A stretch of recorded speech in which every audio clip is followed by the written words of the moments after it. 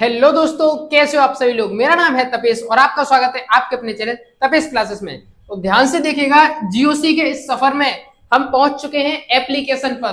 किस पे पहुंच चुके हैं? एप्लीकेशन। तो आज जो एप्लीकेशन रहने वाले हैं वो है इंडक्टिव इफेक्ट के, क्योंकि प्रीवियस क्लासेस में यानी लास्ट क्लास में हमने पूरा इंडक्टिव इफेक्ट को एकदम खत्म कर दिया है एकदम अच्छी तरीके से, और उसके हमने क्वेश्चंस भी किए थे। पर लेकिन आज की क्लास में हम करेंगे इंडक्टिव इफेक्ट के एप्लीकेशन स्टार्ट।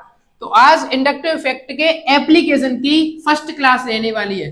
तो एप्लीकेशन की कौन सी क्लास रहने वाली है? फर्स्ट क्लास रहने वाली है। इंडक्टिव इफेक्ट के एप्लीकेशन की फर्स्ट क्लास रहने वाली है। एंड स्टार्ट करते हैं अपनी लेक्चर को। तो ध्यान से देखिएगा, सबसे पहले एप्लीकेशन इंडक्टिव इफेक्ट के कहां पे होते हैं। तो सबसे पहले मैं आपको बता दूं, इंडक्टिव इफेक्ट के सो मेनी एप्लीकेशन, बहुत सारे एप्लीकेशन है, पर लेकिन हमें कुछ ही एप्लीकेशंस के बारे में पढ़ना होता है। तो सबसे पहला जो हमें पढ़ना है एप्लीकेशन के बारे में, सबसे पहला है एप्लीकेशन स्टेबिलिटी ऑफ इंटरमीडिएट। सबसे पहला एप्लीकेशन आता है स्टेबिलिटी ऑफ इंटरमीडिएट की स्टेबिलिटी पर। सबसे पहला जो एप्लीकेशन है वो है स्टेबिलिटी ऑफ इंटरमीडिएट। सबसे पहला एप्लीकेशन है stability of intermediate. And second जो एप्लीकेशन आता है वो आता है एसिडिटी एंड बेसिसिटी के बारे में। क्या आता है? एसिडिटी एंड बेसिसिटी के बारे में। तो हमें वहां पे कंपेरिजन करनी होगी कि कौन ज्यादा एसिडिक है और कौन ज्यादा बेसिक है, ऐसा करना होगा।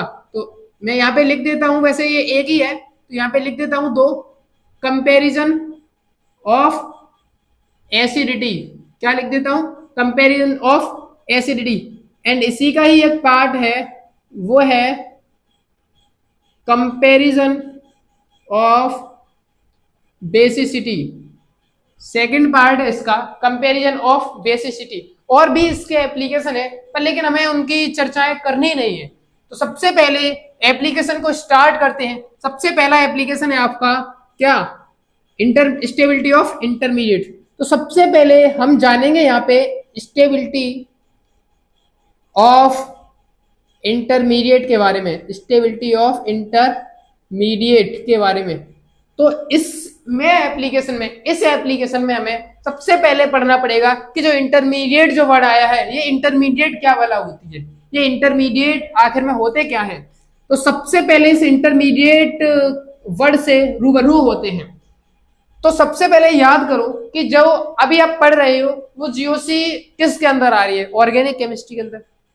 ऑर्गेनिक केमिस्ट्री भी तो एक केमिस्ट्री है, और हम केमिस्ट्री में पढ़ते क्या है? Chemical reaction. क्या पढ़ते हैं? Chemical reaction. और केमिकल रिएक्शन में रिएक्टेंट से प्रोडक्ट बनते हैं। क्या बनते हैं? रिएक्टेंट से रिएक्टेंट होते हैं कुछ, और इनसे क्या बनते हैं?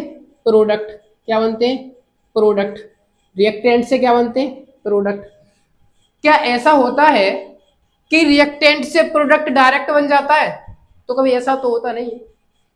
ऐसा तो होता नहीं है कि आप नमक लो और चीनी लो और चाय लो और पानी लो और डायरेक्ट ऐसे करके रख दो वो चाय बन जाए, ऐसा तो कभी होता नहीं है। या फिर आप गोभी लो और आलू लो और मटर लो और जो भी बनाना है उसे डायरेक्ट ऐसे करके रख दो और मिला दो, सब्जी बन गई, ऐसा तो होता नहीं है। बहुत सारी प्रोसेस होती है ना, इनके बनाने की भी प्रोसेस होती है। ऐसा नहीं है आटा लो और उसमें पानी डाल दो और रोटी बन जाए, ऐसा भी नहीं होता है, उनकी प्रोसेस होती है। तो ऐसे बीच बीच में वो कौन सी स्टेट में पहुंचा, बीच बीच में वो कौन सी स्टेट में पहुंचा, यानी बीच में क्या हुआ था, क्या बना था, यानी बीच में क्या क्या बना था, उन्हीं को बोलते हैं हम इंटरमीडिएट। यानी उस रिएक्शन के बीच में क्या क्या स्पीसीज बनी उस जैसे मान लीजिए ए, जैसे मैं मान लेता हूं ए, और ए से कोई हमारा प्रोडक्ट बना, यानी ए हमारा कोई रिएक्टेंट है और पी हमारा कोई प्रोडक्ट है। अब ए से पी तक पहुंचने में बीच में क्या क्या स्पीसीज बनी, यानी ए मान लेते हैं कि ए ने कभी बी बनाया होगा बीच में, और बी ने कभी सी बनाया होगा, तब जाके इसने कहीं बनाया पी। क्या बनाया? पी। तो ये है हमारा क्या? रिएक्टेंट, और ये हमारा क्या है? प्रोडक्ट। तो ये जो थे बी और सी, इन्हीं को हम क्या बोलते हैं? इंटरमीडिएट। यानी कि इंटरमीडिएट वो स्पीसीज हैं, क्या है? इंटरमीडिएट हमारी वो स्पीसीज है, इंटरमीडिएट हमारी वो स्पीसीज है जो ड्यूरिंग द रिएक्शन बनती है और ड्यूरिंग द रिएक्शन ही खत्म हो जाती है, यानी रिएक्शन के बीच में बनती है और रिएक्शन के बीच में ही खत्म हो जाती है। तो कौन सी स्पीसीज है जो ड्यूरिंग द रिएक्शन बनती है, ड्यूरिंग द जो ड्यूरिंग द रिएक्शन बनती है और वो बीच में ही खत्म हो जाती है, हमें उनका कोई मतलब नहीं है। ऐसा तो नहीं है सब्जी आपने आलू लिया और पानी लिया, उसमें नमक डाल दिया और मिर्च डाल दिया, उसको गर्म किया नहीं डायरेक्ट खा लो, ऐसा तो नहीं। पर ऐसा तो है कि इसमें पानी और नमक और मिर्च डाल के रख दी, तो वो भी तो कोई एक स्टेट है, यानी सब्जी बिल्कुल तैयार नहीं हुई है पर लेकिन कुछ तो है, वही है ऐसे हमारी इंटरमीडिएट। ठीक है, तो यानी और वो हमेशा तो रहती नहीं है, कभी वो भी कंप्लीटली सब्जी बनेगी तब जाके हम उसे खाएंगे। तो वैसे ही जैसे मान लीजिए कि मैं हूं अभी अपने होम यानी अपने घर पे, मुझे यहाँ से कहीं जाना है, मुझे जाना है मान लीजिए दिल्ली, क्या जाना है, दिल्ली।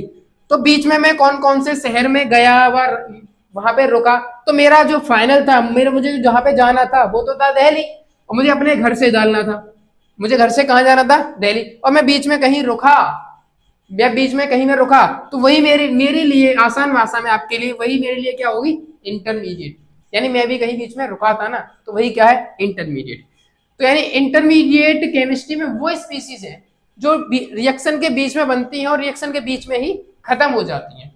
तो इंटरमीडिएट क्या है, इंटरमीडिएट वो स्पीसीज है जो रिएक्शन के बीच में ही बनती हैं और रिएक्शन के बीच में ही खत्म हो जाती हैं। ठीक है, तो अब वो जो इंटरमीडिएट है वो कौन कौन इंटरमीडिएट हो सकते हैं और हमें कौन कौन से इंटरमीडिएट पढ़ने होते हैं, हमें कौन कौन से इंटरमीडिएट पढ़ने होते हैं। तो हमें जो इंटरमीडिएट पढ़ने होते हैं वो कुछ ही पढ़ने होते हैं, वैसे तो इंटरमीडिएट बहुत सारे हैं। और देखिए जो इंटरमीडिएट हो सकते हैं वो तो न्यूट्रल भी हो सकते हैं, ऐसा नहीं है कि चार्ज नहीं होंगे, इंटरमीडिएट चार्ज वाले भी हो सकते हैं, उन पर चार्ज हो, और न्यूट्रल भी हो सकते हैं, और इंटरमीडिएट इलेक्ट्रॉन रिच भी हो सकते हैं, इलेक्ट्रॉन डेफिशिएंट भी हो सकते हैं, यानी सब तरीके के हमारे इंटरमीडिएट हो सकते हैं। और हमें जो इंटरमीडिएट पढ़ने हैं वो कौन कौन से पढ़ने हैं मैं बता देता हूं, पर लेकिन कौन कौन से हैं वैसे इंटरमीडिएट वो भी मैं लिख देता हूं नॉर्मली। सबसे पहला इधर इंटरमीडिएट, इधर लिखता हूं मैं इंटरमीडिएट को, इधर देखिएगा इंटरमीडिएट। एक इंटरमीडिएट है कार्बोकैटायन, क्या है, कार्बोकैटायन, इसको हम C+ से रिप्रेजेंट करते हैं, किससे, C+। और एक होता है कार्ब एनाइन, इसको हम कुछ C- से रिप्रेजेंट करते हैं। और एक होता है फ्री रेडिकल, क्या होता है, फ्री रेडिकल। एक होता है कौन सा है तीसरा आपका, फ्री रेडिकल, कार्बन के ऊपर एक बिंदी लगा देते हैं, इसको बोलते हैं radical, free radical. And next होता है हमारा कार्बीन, एक होता है कार्बीन, और एक होता है नाइट्रीन, क्या होता है, नाइट्रीन, और एक होता है बेंजाइन, क्या होता है, बेंजाइन। तो ये नॉर्मली हमारे इंटरमीडिएट हैं, कौन कौन से, कार्बोकैटायन है, कार्बेनाइन है, फ्री रेडिकल है, कार्बीन है, नाइट्रीन है और बेंजाइन है। पर लेकिन मैं आपको बता दूं कि अभी हमें इनके बारे में पढ़ना नहीं है, हमें जो पढ़ना है वो कार्बोकैटायन के बारे में पढ़ना है, कार्बेनाइन के बारे में पढ़ना है, फ्री रेडिकल के बारे में पढ़ना है। हमें केवल इन तीन की ही स्टेबिलिटी चेक करनी है, हमें केवल इन तीन की ही स्टेबिलिटी चेक करनी है। वो कौन कौन से हैं, कार्बोकैटायन, कार्बेनाइन और फ्री रेडिकल। बोलिएगा मेरे साथ, कार्बोकैटायन, कार्बेनाइन, फ्री रेडिकल। तो कार्बोकैटायन को C के ऊपर प्लस लगा के रिप्रेजेंट करते हैं, और कार्बेनाइन को C के ऊपर नेगेटिव लगा के रिप्रेजेंट करते हैं, और फ्री रेडिकल को C के ऊपर नेगेटिव। और इन तीनों के बारे में हमें पढ़ना जरूर है और मैं पढ़ाऊंगा भी।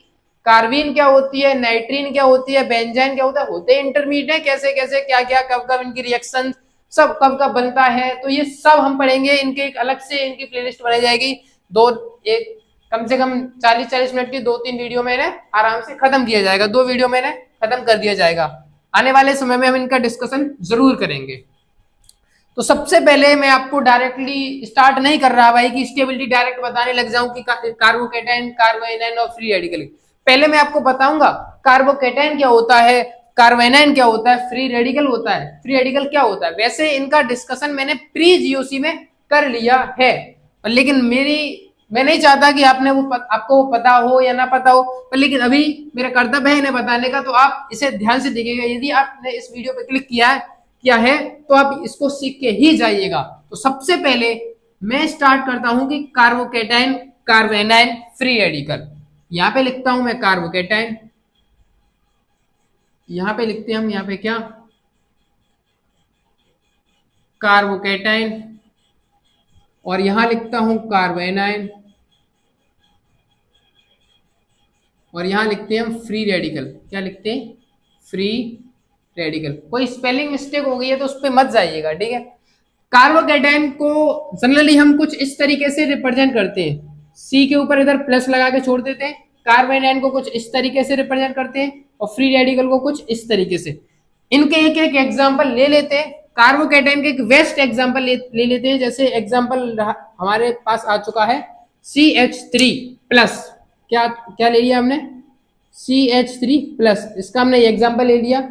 कार्बोएनाइन का हमने ले लिया CH3 माइनस, फ्री रेडिकल का ले लिया हमने CH3 रेडिकल। तो ये हमने इन तीनों के एग्जाम्पल ले लिए हैं। कार्बोकेटाइन का ले लिया CH3 प्लस, कार्बोएनाइन का ले लिया CH3 माइनस, फ्री रेडिकल का ले लिया CH3 रेडिकल, ठीक है। अब पहले इनके बारे में जानते हैं, थोड़ा इनके बारे में जानते हैं। सबसे पहला कि जब इसकी स्ट्रक्चर बना के देखोगे तो आप ये कुछ इस तरीके से 3 H लगी है, तो 2 H ये रही और 1 H ये रही। इसकी जब देखोगे तो 2 H ये रही, 1 H ये रही, और इसके ऊपर ये, इसके ऊपर ये नेगेटिव ये रहा, ठीक है, ठीक है। और फ्री रेडिकल वाले की देखोगे तो ये कुछ ये रहा, और इसका एक इलेक्ट्रॉन ये रहा, और ये इसका तो ये खाली है, इसमें कुछ भी नहीं है। पॉजिटिव का मतलब खाली, एकदम कुछ भी नहीं है, ठीक है। हाँ, और यहाँ पे कितने इलेक्ट्रॉन है? यहाँ पे ये 2 इलेक्ट्रॉन है, ठीक है। सबसे पहले जानते हैं कि ये कितने बॉन्ड पेयर स्पीसीज है, यानी इसमें कितने बॉन्ड हैं, कितने बॉन्ड हैं। तो देखिएगा, सबसे पहले बॉन्ड पेयर जानते हैं। सबसे पहले जानते हैं बॉन्ड पेयर। क्या जानते हैं? Bond pair. तो कितने बॉन्ड पेयर हैं? 1 2 3, तो 3 बॉन्ड पेयर स्पीसीज है। इसमें भी कितने हैं? 3। ये भी 3 बॉन्ड पेयर स्पीसीज है। फ्री रेडिकल भी कितना है? 3। आप इतने तो समझदार हो, यहाँ पे आप आसानी से H लगा सकते हो, हाइड्रोजन लगा सकते हो। क्या लगा सकते हो? हाइड्रोजन। क्या लगाना है? हाइड्रोजन, ठीक है। अब जानते हैं इनके ऊपर लोन पेयर। सेकंड जानते हैं इनके ऊपर लोन पेयर की कहानी। क्या जानते हैं? Lone pair. तो इसके पास लोन पेयर कोई दिख रहा है? लोन पेयर का मतलब 2 इलेक्ट्रॉन, कुछ दिख रहा है? नहीं दिख रहा, तो क्या कहेंगे? 0 लोन पेयर है। इसके पास एक, कितना लोन पेयर है? 1। और इसके पास लोन पेयर एक इलेक्ट्रॉन को लोन पेयर नहीं कहते, तो कितना कहेंगे? 0। अब बात करते हैं फ्री रेडिकल की, सॉरी, अब बात करते हैं क्या? अब बात करते हैं लोन पेयर हो गया, बॉन्ड पेयर हो गया। अब बात करते हैं अनपेयर इलेक्ट्रॉन। क्या बात करते हैं? Unpaired electron. अनपेयर इलेक्ट्रॉन है? नहीं है। 0 है? नहीं है। है 1। अनपेयर इलेक्ट्रॉन ही तो है, 1। अब इस अनपेयर्ड इलेक्ट्रॉन पता चल गया, तो अब इनके बात करते हैं मैग्नेटिक नेचर के बारे में। क्या बात करते हैं? इसके मैग्नेटिक नेचर के बारे में। और आपको पता है, जब भी अनपेयर्ड इलेक्ट्रॉन होता है, क्या कहा मैंने? जब भी आपके पास कभी अनपेयर इलेक्ट्रॉन हो, क्या हो? अनपेयर इलेक्ट्रॉन होता है, तो वो स्पीशीज होती है पैरामैग्नेटिक। कैसी होती है? पैरामैग्नेटिक। और यदि नहीं होता है, यानी कि सब पेयर होते हैं, तो वो होती है डायामैग्नेटिक। डायामैग्नेटिक, ठीक है। स्पेलिंग आप आराम से देख लीजिएगा, मैं छोटा छोटा लिख रहा हूं क्योंकि आप समझिएगा केवल, ठीक है। तो नहीं है इसके पास, अनपेयर इलेक्ट्रॉन नहीं है, तो हम कहेंगे ये डायामैग्नेटिक है। नहीं, इसके पास नहीं है, देखो 0, तो ये भी डायामैग्नेटिक है। इसके पास है तो ये पैरामैग्नेटिक है। कैसी है? पैरामैग्नेटिक, डायामैग्नेटिक, डायामैग्नेटिक, ठीक है। एंड अगला फैक्टर बात करते हैं इसके बारे में। इतना पता चल गया, तो अब ये और बात कर लेते हैं कि इनके हाइब्रिडाइजेशन क्या होने वाले हैं। अभी इस कंडीशन में इनके हाइब्रिडाइजेशन तो देखिएगा यहाँ पे स्टेरिक नंबर का फॉर्मूला क्या होता है? स्टेरिक नंबर देखिएगा, स्टेरिक नंबर से हम निकालते हैं हाइब्रिडाइजेशन, तो देखिए स्टेरिक नंबर से निकालते हैं। स्टेरिक नंबर का फॉर्मूला होता है sigma bond plus lone pair. क्या? Sigma bond plus lone pair. Sigma bond यानी कि सिंगल सिंगल, अभी आप समझो सिग्मा यानी कि सिंगल बॉन्ड, ठीक है। यदि हाइब्रिडाइजेशन 2 आता है तो sp3 आता है तो sp2, यदि 4 आता है तो हाइब्रिडाइजेशन होता है sp3। अभी के लिए इतना ही काफी है। देखो स्टेरिक नंबर निकालो, sigma bond plus lone pair. Sigma bond 1 2 3, किसके निकालना है? मैं कार्बन का। 1 2 3, लोन पेयर नहीं है तो 3 आएगा। 3 प्लस लोन पेयर कितने इसके पास? देखो लोन पेयर कितने? 0, तो 3 प्लस 0 3, और 3 स्टेरिक नंबर निकलता है। समझ रहे हो ना? Steric number sigma bond plus lone pair. Sigma bond के लिए 1 2 3, लोन पेयर इसके पास लोन पेयर 0, तो 3 प्लस 0 इक्वल टू आएगा 3, और 3 यदि स्टेरिक नंबर होता है तो हाइब्रिडाइजेशन निकलता है sp2। तो क्या निकलता है? sp2। तो इसका हाइब्रिडाइजेशन आएगा sp2। क्या आएगा? sp2। और इसका निकालें, एक सिग्मा बॉन्ड और एक 2 और एक 3, और लोन पेयर देखो 1, लोन पेयर लिखा है ना मैंने 1, तो 3 और 1 4 यानी कि हाइब्रिडेशन आएगा sp3। क्या आएगा? sp3। और उसके लिए निकालो तो इसको काउंट नहीं करेंगे, 1 और 1 2 और 1 3, तो यहां पे आएगा sp2। पर भाई मैं आपको बता दूं, मैं इन पे स्टार लगाना पसंद करूंगा। क्या लगाना पसंद करूंगा? स्टार लगाना। क्योंकि इसको लिखने का रीजन है, स्टार लगाने का रीजन है क्योंकि ये आप यदि देखोगे तो कभी आप कहोगे, थोड़ा जब स्टडी करोगे अच्छी, तो आप कहोगे कि आपने तो हमें बताया था sp3, पर लेकिन कभी कभी इसका हाइब्रिडाइजेशन sp2 भी हो जाता है। कभी कभी इसका हाइब्रिडाइजेशन sp2 भी होता है, इसलिए मैं स्टार लगा के छोड़ रहा हूं। और कभी कभी इसका हाइब्रिडाइजेशन sp3 भी हो जाता है, इसीलिए मैं स्टार लगा के छोड़ रहा हूं। तो मैं समझता हूं कि आप इस बात को समझ रहे होंगे, ठीक है। पर लेकिन इसका हाइब्रिडाइजेशन आपको sp2 ही मिलने वाला है। इसका हाइब्रिडाइजेशन आपको sp2 ही मिलने वाला है। एंड अगला जान लेते हैं इनकी स्ट्रक्चर यानी ज्योमेट्री एंड शेप के बारे में। इसकी जो मिलने वाली है आपको, इनकी स्ट्रक्चर जो मिलेगी, इसकी मिलती है एकदम प्लेनर। ये कैसी है? प्लेनर, ठीक है, इनकी स्ट्रक्चर। और इसकी जो मिलती है उसको बोलते हैं पिरामिडल। क्या बोलते हैं? पिरामिडल। क्या बोलते हैं? पिरामिडल। वो भी कैसी है? प्लेनर। पर भाई ये भी चेंज होती रहती है, ठीक है। एंड हम आगे आने वाले समय में इन सभी को पढ़ेंगे, जो मैं बता रहा हूँ कि ये भी कभी चेंज हो जाती है, हम पढ़ेंगे आगे जीओसी में, ठीक है। और हमें इनके बारे में क्या क्या जानना है, और ध्यान से सुनिएगा, एक बहुत इंपॉर्टेंट चीज। अब हमें ये देखना है जो कि इनऑर्गेनिक केमिस्ट्री में नॉन मेटल की दुनिया में एक खेला बड़ा खेला जाता है।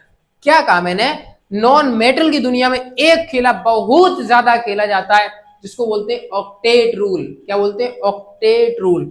वो उस ऑक्टेट का खेला बड़ा खेला जाता है। तो हमें देखना है कि ये कितने इलेक्ट्रॉन स्पीसीज है।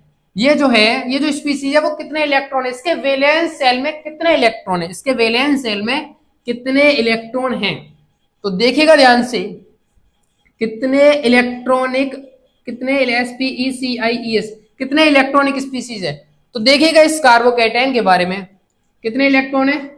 एक बॉन्ड में 2, ये और 2 और 2, 2 और 2 4 और 2 6, क्योंकि आपको पता है कि एक बॉन्ड में 2 इलेक्ट्रॉन होते हैं। तो कार्बोकैटायन जो है वो 6 इलेक्ट्रॉन स्पीसीज कहना पसंद करेंगे हम इसे। कितना? 6। और एक नेगेटिव का मतलब 2 इलेक्ट्रॉन, तो 2 और 2 4 और 2 6 और 2 8। क्या? ये है 8 इलेक्ट्रॉन स्पीसीज। कितने इलेक्ट्रॉन स्पीसीज? 8 electron species. जब भी बात फ्री रेडिकल की होती है तो आप बहुत आसानी से बता दोगे कि 2 और 2 4 और 2 6 और 1 7, तो ये 7 इलेक्ट्रॉन स्पीसीज है। यानी कि वैलेंस सेल की बात की मैंने, तो वैलेंस सेल में कितने इलेक्ट्रॉन है? 6 8 और 7। पर जब मैं बात कर रहा था इस ऑक्टेट के खेले की, किसकी बात कर रहा था? ऑक्टेट के खेले की। तो याद करो, क्योंकि हर हमारे जो नॉन मेटल होते हैं, और जनरली मैं कार्बन की बात कर रहा हूं, कार्बन दुनिया में चाहता है कि मेरे 8 इलेक्ट्रॉन हो जाए कंप्लीट। क्या चाहता है? वो चाहता है कि मुझे 8 इलेक्ट्रॉन कंप्लीट हो जाए, मुझे दुनिया से भाड़ में जाना तो मुझे किसी से कोई मतलब नहीं है, मेरे 8 इलेक्ट्रॉन कंप्लीट कर दो। तो अब ये 6 इलेक्ट्रॉन स्पीशीज है तो क्या ये नहीं चाहता कि मेरे 8 हो जाए? चाहता है, बिल्कुल चाहता है, एब्सोल्यूट चाहता है। तो इसका मतलब इसे 2 इलेक्ट्रॉन चाहिए। क्या करना है इसे? 2 इलेक्ट्रॉन चाहिए। तो इलेक्ट्रॉन डेफिशिएंट है, ये चाहता है। तो हम बोलेंगे ये जो स्पीशीज है इलेक्ट्रॉन डेफिशिएंट है। ये इलेक्ट्रॉन कैसी है? डेफिशिएंटी। ये कैसी स्पीशीज है? इलेक्ट्रॉन डेफिशिएंट स्पीशीज है। कैसी स्पीशीज है? कैसी स्पीशीज है? Electron deficient. और ये जो स्पीशीज है सॉरी, इस स्पीशीज को कहा जाता है इलेक्ट्रॉन रिच। उसका रीजन 8 इलेक्ट्रॉन यानी 8 इलेक्ट्रॉन कंप्लीट हो, ऑक्टेट कंप्लीट होने के बाद इसे इलेक्ट्रॉन रिच कहा जाता है, क्योंकि ये जो लग रहा है ना, ये उसे बोलते हैं चार्ज। और चार्ज कैसा भी हो, गंदा ही होता है। यदि इस पे चार्ज ना होता, इसे ना तो इसे हम रिच कहते, एकदम न्यूट्रल कहते हैं, भाड़ में जाए, इससे किसी दुनिया से कोई मतलब नहीं रहता। पर लेकिन ये जो चार्ज की वजह से 8 इलेक्ट्रॉन हो रहे हैं, ये बहुत बहुत गंदा है। तो हम बोलेंगे ये इलेक्ट्रॉन रिच स्पीशीज है। कैसी है? Electron rich. इसका भी चार्ज हटा दो, इसे भाड़ में जाए, उसे कोई मतलब नहीं रहेगा दुनिया से। पर लेकिन ये भी 7 है, 8 चाहती है, इसके पास भी कमी है, तो ये भी इलेक्ट्रॉन कहीं ना कहीं कार्बोकैटायन की तरह है, तो ये भी इलेक्ट्रॉन डेफिशिएंट है। डेफिशिएंटी, तो ये भी इलेक्ट्रॉन डेफिशिएंट स्पीशीज है। पर अब हमें देखना है कि इस इलेक्ट्रॉन डेफिशिएंट, ये ऑक्टेट का खेला था। किसका खेला था? ऑक्टेट का खेला था। ऑक्टेट का खेला हमारी केमिस्ट्री में बहुत खेला जाता है इस कार्बन के साथ। तो अब इस डेफिशिएंट को इसके पास कौन कौन से ग्रुप लगाए जाएं? अब ग्रुप की कहानी आई है तो कहां पे पहुंचेगी? अब ये कहानी पहुंचेगी तो देखिएगा आज का लेक्चर कहां से स्टार्ट हुआ था और कहां पर पहुंच के स्टार्ट होगा अच्छी तरीके से। तो अब ये यहां से यहां पहुंचने वाला है। तो अब इस इलेक्ट्रॉन डेफिशिएंट से यानी इलेक्ट्रॉन की कमी से कौन से ग्रुप लगाए जाएं जो कि इसको खुश करें? खुश को केमिस्ट्री में हम बोलते हैं क्या बोलते हैं रे? इसको बोलते हैं स्टेबिलिटी। क्या बोलते हैं? स्टेबिलिटी। ऐसे कौन से ग्रुप लगाए जाए? और ग्रुप 2 तरीके थे इंडक्टिव इफेक्ट में, एक थे प्लस आई ग्रुप और एक थे माइनस आई ग्रुप। कौन से थे? एक थे प्लस आई ग्रुप और एक थे minus I group. Plus I group लगाए जाए या माइनस आई ग्रुप लगाए जाए जो कि इन स्पीशीज को खुश कर सकें, इन स्पीशीज को स्टेबल कर सकें, तो उसकी ही चर्चा करते हैं हम। तो दोस्तों इसे आप पहले नोट कीजिएगा अपनी नोटबुक में। और अभी मैं स्टार्ट करता हूं कि इसको कौन कौन से ग्रुप लगा के यहाँ पे इनको स्टेबल करेंगे, तो इसे पहले नोट कीजिएगा। तो देखिएगा दोस्तों, आगे चलते हैं। क्या बातें चल रही है हमारी यहाँ पे? चल रही है, यहाँ पे चलना है आपको कार्बोकैटायन। क्या लिखना है? कार्बोकैटायन। यहाँ पे लिखना है आपको, तो यहाँ पे हम लिख लेते हैं फ्री रेडिकल, क्योंकि कार्बोकैटायन एंड फ्री रेडिकल का जो केस होता है वो सेम होता है। उसका रीजन क्योंकि कार्बोकैटायन और फ्री रेडिकल दोनों ही इलेक्ट्रॉन डेफिशिएंट स्पीशीज है। कार्बोकैटायन और यहां लिख लेते हैं हम फ्री रेडिकल, और यहां लिख लेते हैं हम कार्बोएनाइन।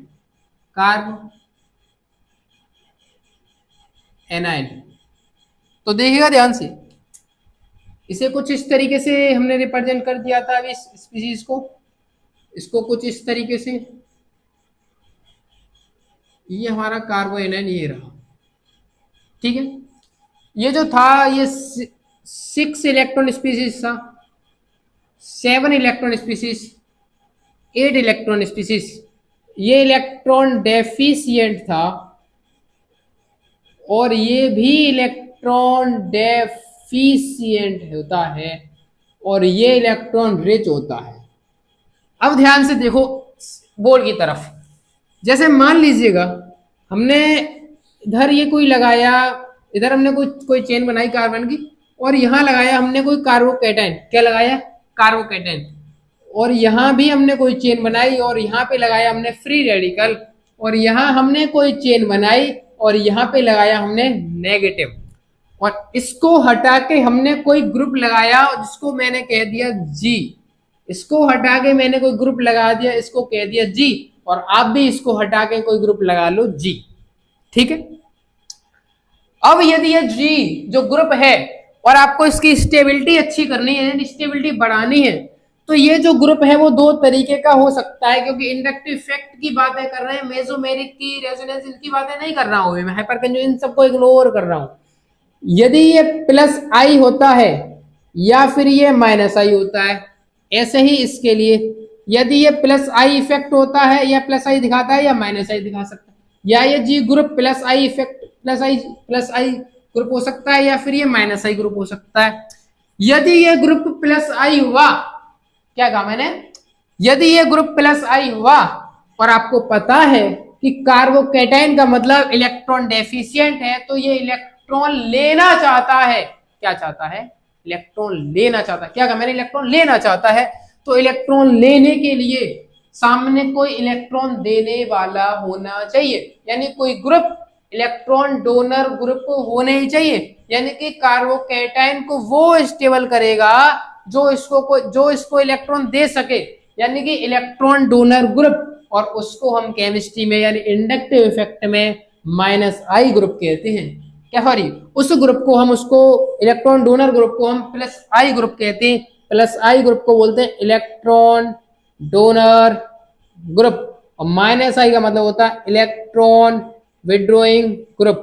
क्या कहा मैंने, तो आप यहां पे लिख सकते हो प्लस आई का मतलब होता है इलेक्ट्रॉन, प्लस आई का मतलब होता है इलेक्ट्रॉन डोनर ग्रुप, माइनस आई का मतलब इलेक्ट्रॉन विड्रॉइंग ग्रुप, प्लस आई का मतलब इलेक्ट्रॉन डोनर ग्रुप, माइनस आई का मतलब इलेक्ट्रॉन विड्रॉइंग ग्रुप। अब तुम बहुत आसानी से बता दोगे, यदि ये ग्रुप इलेक्ट्रॉन डोनर हुआ तो इलेक्ट्रॉन डेंसिटी देगा, क्या करेगा, देगा। यदि ये जी ग्रुप इलेक्ट्रॉन विड्रॉइंग हुआ तो ये इलेक्ट्रॉन डेंसिटी लेगा, क्या करेगा, लेगा। यदि ये लेगा तो ये पहले से ही नंगा है, ये पहले से ही भिखारी, से क्यों भिखारी बना रहे हो रे। यदि इस पर प्लस आई ग्रुप लगा दिया तो इलेक्ट्रॉन डेंसिटी देगा, क्या करेगा, देगा, तो इलेक्ट्रॉन जाएंगे, तो ये पहले से गरीब था, थोड़ा खुश हो जाएगा, पहले नंगा था, कुछ कपड़े बड़े मिल जाएंगे तो खुश हो जाएगा।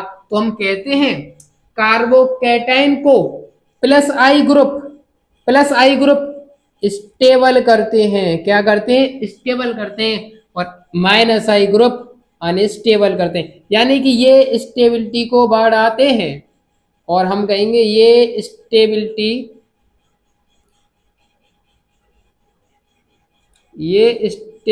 को बढ़ाते हैं और ये स्टेबिलिटी को घटाते हैं। समझ में आ रहा है ना। प्लस आई मतलब देगा, चाहता है ये कि मुझे कोई दे, 6 इलेक्ट्रॉन है, 6 इलेक्ट्रॉन से इसे कितने करना है, इसे यहां पहुंचना है 8 इलेक्ट्रॉन के लिए, तो ये चाहता है ना कि मुझे कोई इलेक्ट्रॉन दे। और जी प्लस आई क्या होते हैं, जो इलेक्ट्रॉन डोनर ग्रुप यानी दे, तो स्टेबिलिटी बढ़ा देंगे, और माइनस आई वाले स्टेबिलिटी घटा देंगे, उसे और ले लेंगे। तो ऐसा तो हम चाहते नहीं है। अब ये भी चाहता है कि मुझे दो, तो यदि ये ग्रुप प्लस आई होता है, याद रखिएगा ये केस उल्टा हो जाता है मेसोमेरिक में। फिर कह रहा हूं, यदि ये इलेक्ट्रॉन डोनर ग्रुप होता है और ये चाहता भी है कि मुझे कोई डोनेट करे इलेक्ट्रॉन, तो इसकी स्टेबिलिटी बढ़ जाती है, इसकी स्टेबिलिटी बढ़ जाती है। और यहां पे कोई ग्रुप माइनस आई होता है, यानी इलेक्ट्रॉन विड्रॉइंग वाला ग्रुप यदि माइनस आई होता है, तो इसकी स्टेबिलिटी घट जाती है। इलेक्ट्रॉनिक, एक मेरी लाइन सुनिएगा, बहुत ज्यादा इंपॉर्टेंट, इलेक्ट्रॉनिक डिस्प्लेसमेंट इफेक्ट में फ्री रेडिकल के अंदर इन माइनस आई ही एक ऐसा इफेक्ट है जो कि फ्री रेडिकल की स्टेबिलिटी को घटाता है, चाहे वो प्लस में, अब यदि कहानी मेसोमेरिक में होती है, चाहे वो प्लस एम हो चाहे वो माइनस एम हो, फ्री रेडिकल की स्टेबिलिटी बढ़ती ही बढ़ती है। ये मेरी लाइन याद रखिएगा। अब यदि ये ग्रुप यहां पे पहुंचे, यदि समझ में नहीं आई तो कोई दिक्कत नहीं है, समझ सको तो अच्छी बात है। यदि ये ग्रुप इलेक्ट्रॉन डोनर ग्रुप होते, इलेक्ट्रॉन डोनर का मतलब इलेक्ट्रॉन डेंसिटी पहले से ही ज्यादा है, 8 का मतलब पहले से भरपूर है, पर नेगेटिव चार्ज है इसीलिए अनस्टेबल है। तो ये चाहता तो नहीं है कि मुझे इलेक्ट्रॉन दो, तो इलेक्ट्रॉन डोनर ग्रुप लग गए तो इसकी स्टेबिलिटी को घटा देंगे, और इलेक्ट्रॉन विड्रॉइंग ग्रुप लग गए तो इसकी स्टेबिलिटी को बढ़ा देंगे, इसकी स्टेबिलिटी को बढ़ा देंगे। तो मैं आशा करता हूं कि इतना फंडा आपके समझ में आया होगा। अब कहानी में ट्विस्ट लाते हैं थोड़ा सा और क्वेश्चन की तरफ चलते हैं। तो मैं इतनी तो आशा करूंगा कि आपके ये जो चीज है ये एकदम अच्छी तरीके से समझ में आई हो। कुछ क्वेश्चन लेते हैं अब, और क्वेश्चन के साथ ही हम इसे समझने की कोशिश करेंगे। तो दोस्तों आपके सामने मैंने कुछ क्वेश्चन लिखे हैं और आपको यहाँ पे कंपेयर स्टेबिलिटी, आपको इंडक्टिव इफेक्ट से स्टेबिलिटी का ऑर्डर बताना है। और ध्यान रखिएगा, carbocation and free radical, carbocation and free radical के केस में यदि कोई प्लस आई ग्रुप लगा है तो डायरेक्टली प्रोपोर्शनल होती है किसके, स्टेबिलिटी। यानी प्लस आई ग्रुप, जो प्लस आई ग्रुप होते, प्लस आई जो ग्रुप होते हैं वो कार्बोकैटायन एंड फ्री रेडिकल की स्टेबिलिटी को बढ़ाते हैं। और यदि ये कहानी कार्बो एनाइन की होती है, कार्बो एनाइन, तो वहां पे माइनस आई ग्रुप बढ़ाते हैं। कौन बढ़ाते हैं, माइनस आई ग्रुप। तो देखिएगा, कार्बो एनाइन, कार्बो एनाइन, कार्बो एनाइन, कार्बो एनाइन, इस कार्बो एनाइन के पास जो CH3 लगा है, और आप सभी को अच्छी तरीके से पता है ये प्लस आई दिखाता है, और प्लस आई का मतलब होता है इलेक्ट्रॉन डेंसिटी इधर देना, यानी इलेक्ट्रॉन डोनर ग्रुप कितने कितने लगे हैं, 2 2, इसके पास 3 3। पर CH, ये जो कार्बो एनाइन होता है ये तो चाहता ही नहीं कि मुझे कोई इलेक्ट्रॉन दो, तो इधर से 1 दे रहा है, इधर से 2 2 दे रहे हैं, इधर से 3 3 दे रहे हैं, पर ये तो कभी चाहता ही नहीं था कि मुझे दो। तो यानी 1 दे रहा है, चलो झेल लेगा, दे रहा है तो दे, पर 2 कैसे झेलेगा, 3 कैसे झेलेगा, तो हम कहेंगे सबसे ज्यादा ए। ये ABC, ये कॉमा कॉमा अपने आप मैंने लगा दिए, तो इसका ऑर्डर होने वाला है ए, फिर B, फिर C, यानी सबसे ज्यादा स्टेबल ए, फिर देन B, फिर देन C। अब देखिए ट्राइटियम और ड्यूटेरियम का क्या केस था, आपको याद हो मैंने जब प्लस आई इफेक्ट पढ़ाया था तो वहां पे कहा था कि ट्राइटियम का प्लस आई इफेक्ट ज्यादा होता है, फिर आता है ड्यूटेरियम, फिर लास्ट में आता है आपका हाइड्रोजन। ठीक है, ये प्लस आई का इफेक्ट, प्लस आई का ऑर्डर होता है। ठीक है, plus I directly proportional stability, किसकी stability, carbocation and free radical की। फ्री रेडिकल का केस है, किसका केस है, फ्री रेडिकल, तो ये ज्यादा देगा, और ये इलेक्ट्रॉन डेफिशिएंट है, ये चाहता भी है रेडिकल, मैंने बताया था रेडिकल जो मैंने लिखा था वहां पे बताया था प्लस आई यदि लगा हो तो स्टेबिलिटी बढ़ाता है। तो कितने लगे हैं, 3, कितने लगे हैं, 3, कितने लगे हैं, 3। अब पावर देखो, 3 ट्राइटियम की सबसे ज्यादा, ड्यूटेरियम कम देता है, हाइड्रोजन वाला कम देता है, तो इसका ऑर्डर CBA क्या रहने वाला है, CBA। अब ये हो गया कार्बोकैटायन, कार्बोकैटायन और रेडिकल का तो सेम क्या होता है, तो इसका भी देखो CBA, यानी पॉजिटिव और रेडिकल का सेम होता है। अब ये नेगेटिव उल्टा हो जाएगा ना, देखो नेगेटिव ये चाहता है मुझसे लो, और इधर 3 दिन देने वाले लगे तो अनस्टेबल करेंगे, कम देगा और कम देगा, तो ए ज्यादा स्टेबल होगा, देन B होगा, देन C होगा। इसका देखें, ये क्या चाहता है, यानी ये रहा रेडिकल, रेडिकल चाहता है मुझे 2, यानी डेफिशिएंट है, तो देने वाले सबसे ज्यादा होती है ट्राइटियम, तो ट्राइटियम नहीं है, ट्राइटियम नहीं है, ड्यूटेरियम है, तो तीनों ड्यूटेरियम है, तो सबसे ज्यादा ABCD, तो डी वाले की सबसे ज्यादा होगी। फिर यहाँ पे 2 लगे हैं, फिर C 1 लगा है, B H लगे तो A, तो DCBA। क्वेश्चन नंबर 6 को देखिएगा, कार्बोकैटायन, कार्बोकैटायन का मतलब होता है इलेक्ट्रॉन डेफिशिएंट, चाहता है इलेक्ट्रॉन 2, और सबसे ज्यादा इनमें से प्लस आई दिखाता है ड्यूटेरियम, वैसे ट्राइटियम दिखाता है पर है नहीं इसमें, तो जहां पे 3 3 लगे हैं ड्यूटीरियम तो वो ज्यादा देंगे तो स्टेबिलिटी बढ़ाएंगे। तो ए बी सी डी में सबसे पहले आएगा डी, फिर 2 हैं डी सी, फिर बी आएगा, फिर ए आएगा, फिर ए आएगा। अब ये उल्टा हो गया। अब देखो वही तो है, बस क्या कर दिया, नेगेटिव लगा दिया, और नेगेटिव लगा दिया तो ये तो देने वाले हैं पर ये चाहता नहीं है लेना, तो सबसे बाद में आएगा। और ये सही है, यानी ये हाइड्रोजन नहीं देगा ना, सबसे कम बेकार देगा, पर ये चाहता भी नहीं कि मुझे दो। तो सबसे ज्यादा स्टेबल ए, फिर बी, फिर सी, फिर डी। इसका order A B C D. इस वाले क्वेश्चन को एकदम अच्छा क्वेश्चन है और आसान, एकदम लल्लू टाइप के क्वेश्चन है।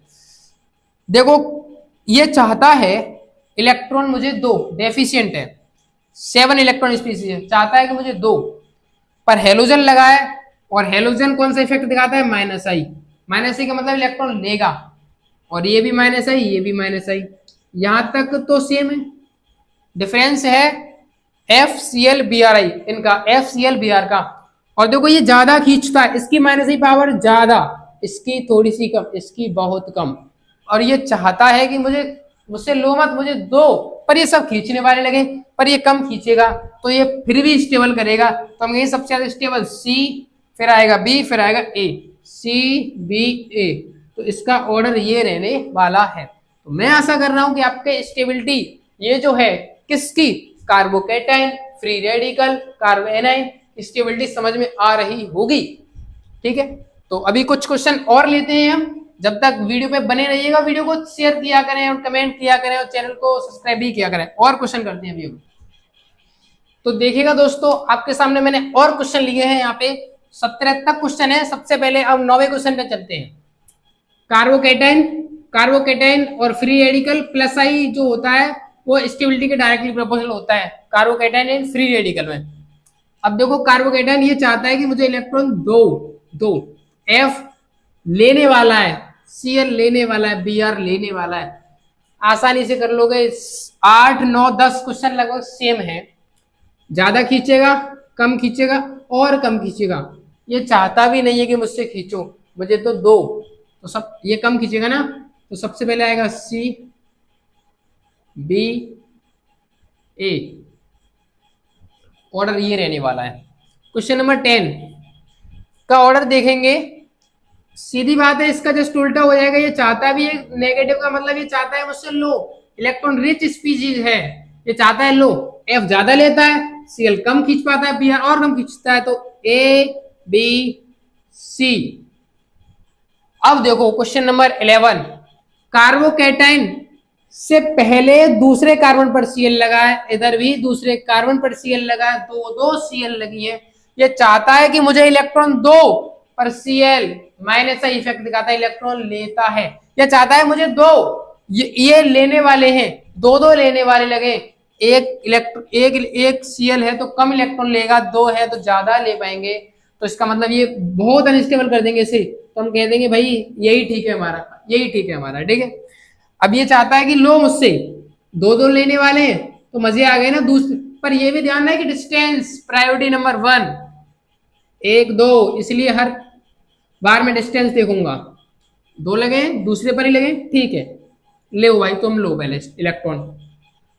अब देखो यहां से फर्स्ट, आपका मन हो तो आप नंबर उसी कार्बन से ले लो। ठीक है, मैं अगले से कर रहा हूं, अभी लास्ट क्लास में मैंने अभी मन है जैसे यहां से नंबर ले लो, 1 और 1 2, 1 2, दूसरे पर ही है, दूसरे पर है, नेगेटिव है, चाहता है कि मुझसे लो, F और Cl है, F की पावर ज्यादा होती है, F ज्यादा लेगा।